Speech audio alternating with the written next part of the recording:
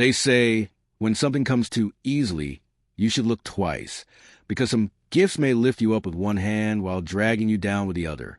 It began the day a young woman received a mannequin, a gift she thought was ordinary, but that gift would cost her more than she could ever imagine. In a busy Legos market stood Sandra, a young woman in her late 20s who believed Legos owed her a breakthrough. She had dropped out of school after her father's sudden death, choosing to hustle so she could take care of herself and her mother. Her mother, Mama Sandra, still sold Gary in front of their compound, struggling with aching joints and failing eyesight. Sandra had promised her, "Mama, give me time. I will change the story. One day you will rest." Her small wig shop was squeezed between a fabric seller who shouted like a town crier and a shoe seller who knew every customer by name. Sandra, in contrast, sat behind her modest glass shelves with a hand fan, calling out, "Andy, come see good hair. Original fiber, no shedding."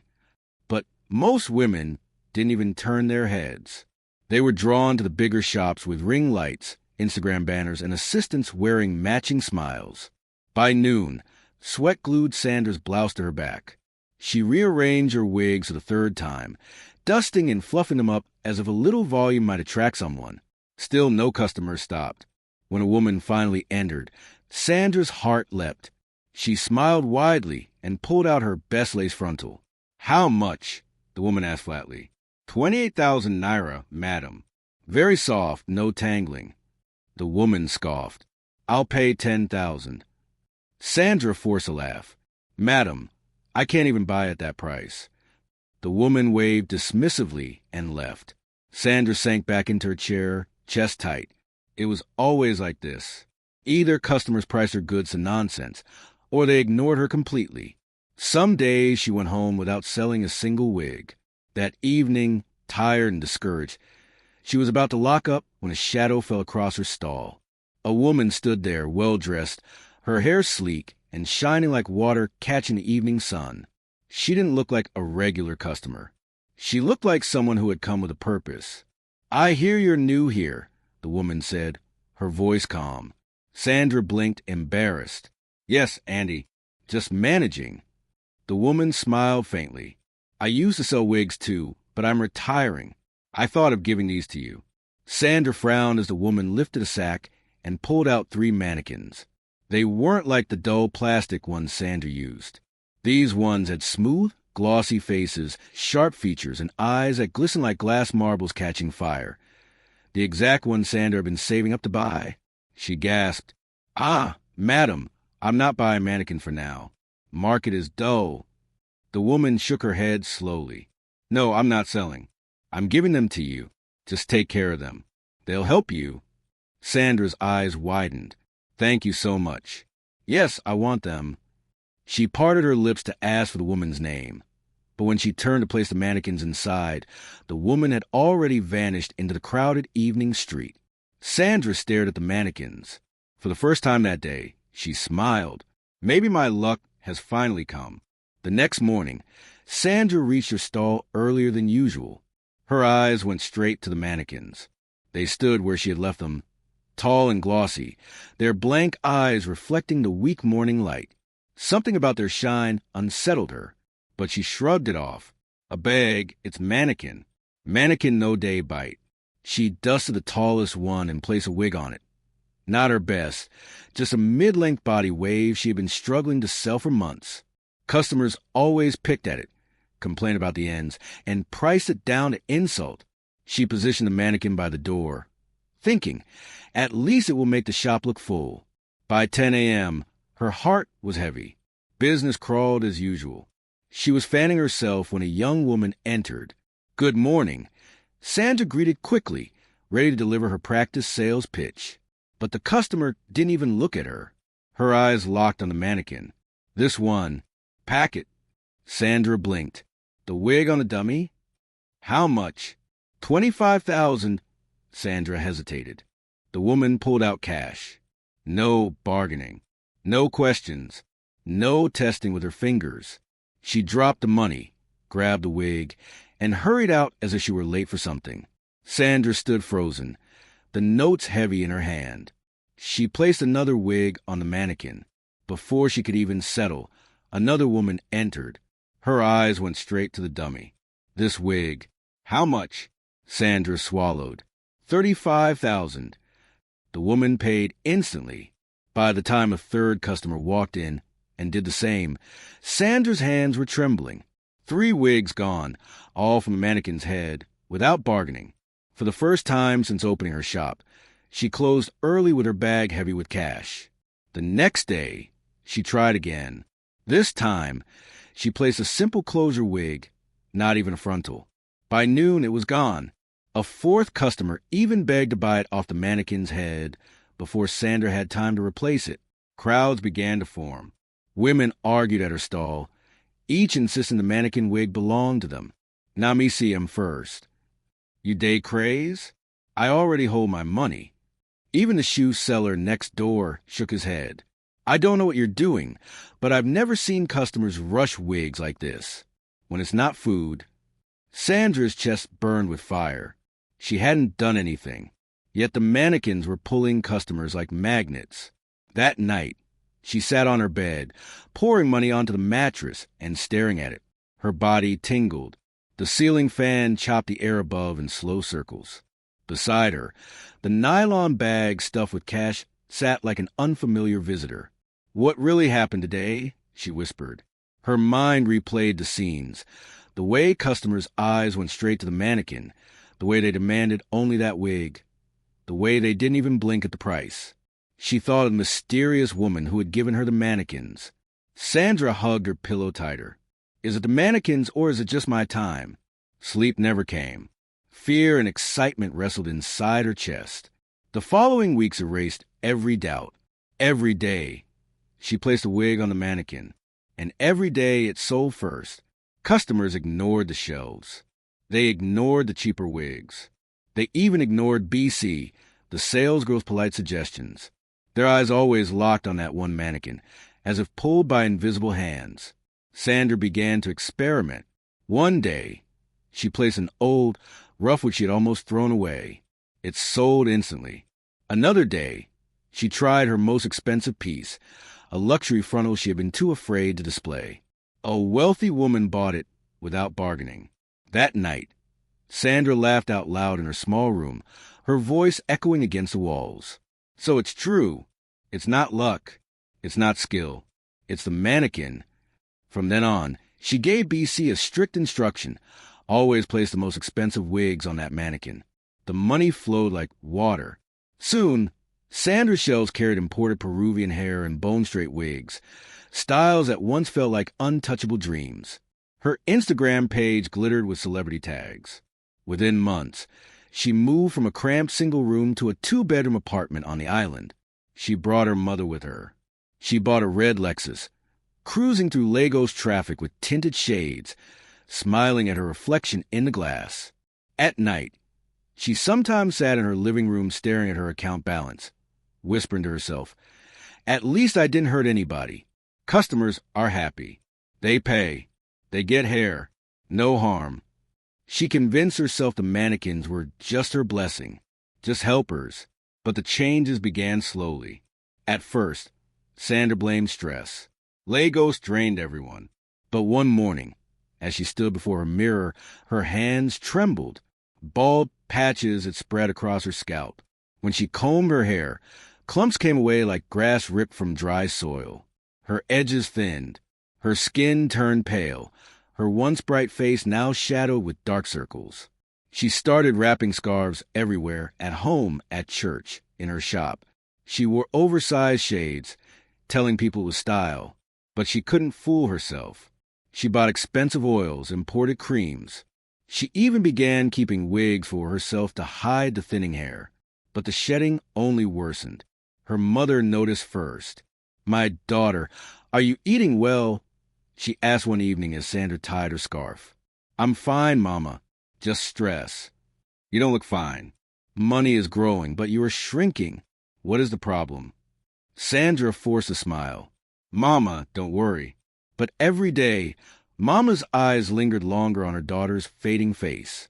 She had watched Sandra grow wealthy. Yes, but also watched her beauty fade, as though something unseen was draining her life. At night, Mama lay awake whispering prayers, begging God to show her what was wrong. The neighbors began to whisper. Women in the market, once envious of Sandra's success, now exchanged glances as she passed. She was so fine before. What happened to her face?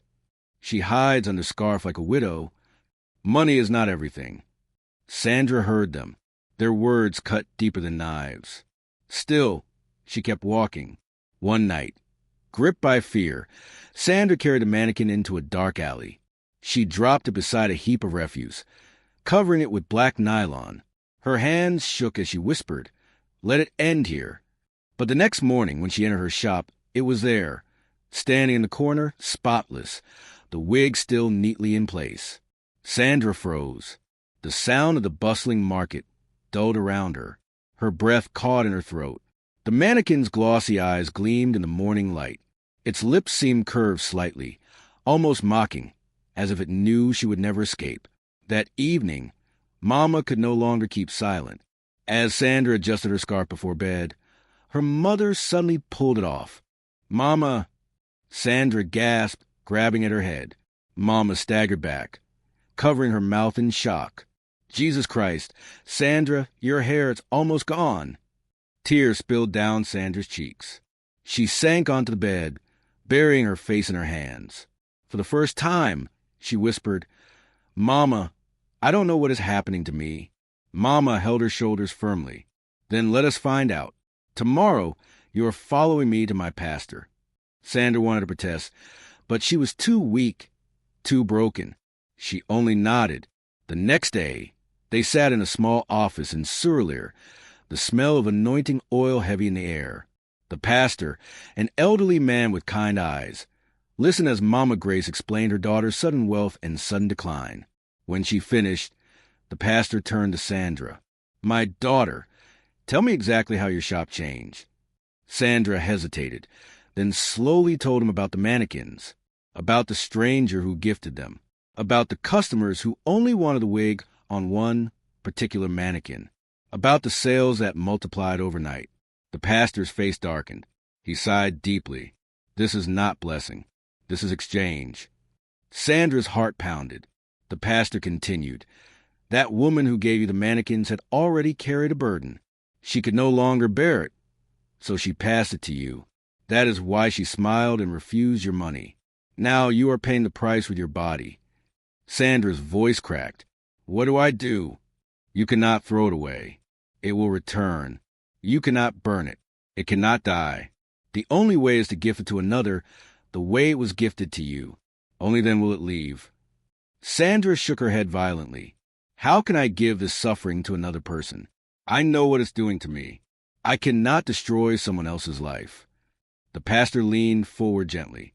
"Then prepare yourself, because wealth that comes without sweat will always take its payment, one way or another." Sandra sat frozen, tears streaming silently. Her mother gripped her hand, whispering prayers. But even she knew they were fighting something far greater than themselves. Sandra stayed home more and more after that visit to the pastor. The pastor's words rang in Sandra's head every night. The only way is to gift it to another, the way it was gifted to you. She lay restless on her bed, staring at the ceiling fan turning in slow, tired circles. Her body was drained, her hair always covered with scarves, even indoors. Each time she thought about the mannequins waiting in her shop, her heart raced. "How do I give this thing to somebody?" She whispered into the silence. "Who will take it? Who deserves this kind of suffering?" She tried. She posted online with a cheerful caption masking her fear. "Free mannequins for new wig vendors. DM me?" No one came. Not a single message.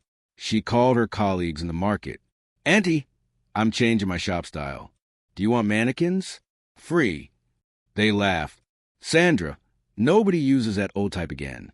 Keep it." Every attempt failed. It was as though the mannequins had sealed themselves to her, refusing to leave. Meanwhile, BC was alone in the shop most days.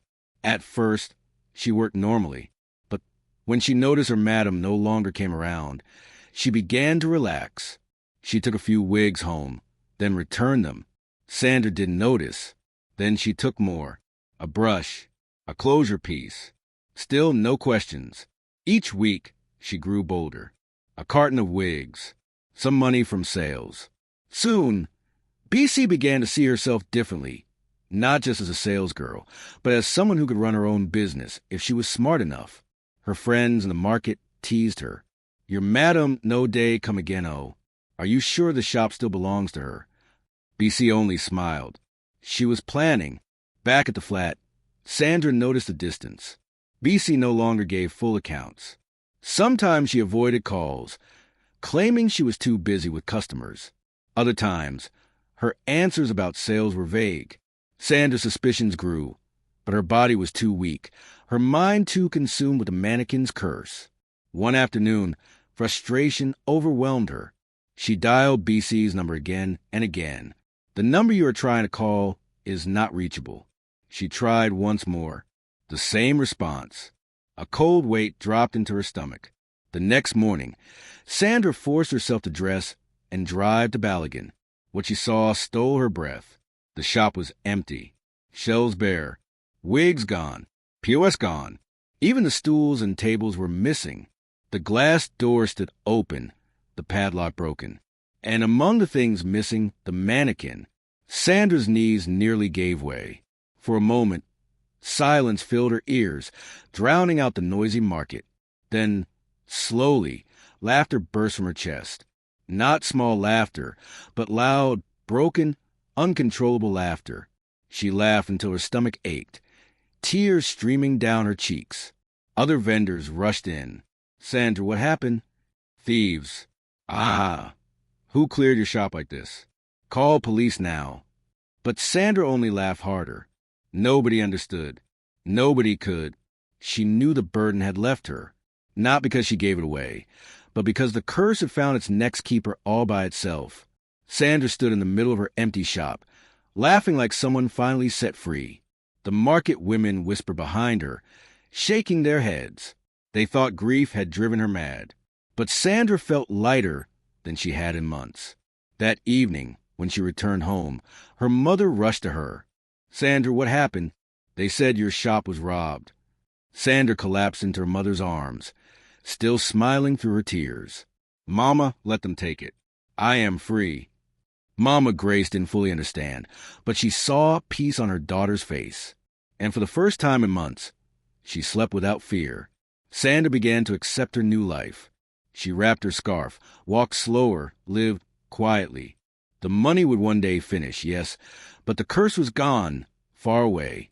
In another city, BC arranged wigs neatly on polished shelves. Her new shop was small but bright, freshly painted, its glass door gleaming. She hummed as she worked, her hands quick, her smile confident. In one corner, half hidden behind the counter, stood the mannequin. Its glossy eyes caught the light. Its lips curved faintly into a smile. BC dusted its face gently, adjusting the wig she had placed on it. She stepped back, satisfied. "Perfect," she whispered. She had no idea she had just carried a curse into her life. Moral of the story: not every open hand is truly generous, and not every gift is harmless. Sandra's mannequins brought her quick wealth, but behind the blessing was a burden that drained her youth and beauty. She learned too late that wealth which comes without struggle usually takes its payment in secret. When life offers you something that seems too easy, question it. When success feels unnatural, be careful where it leads, because some opportunities are not doors, but traps, and the price you pay may be far greater than the riches you gain.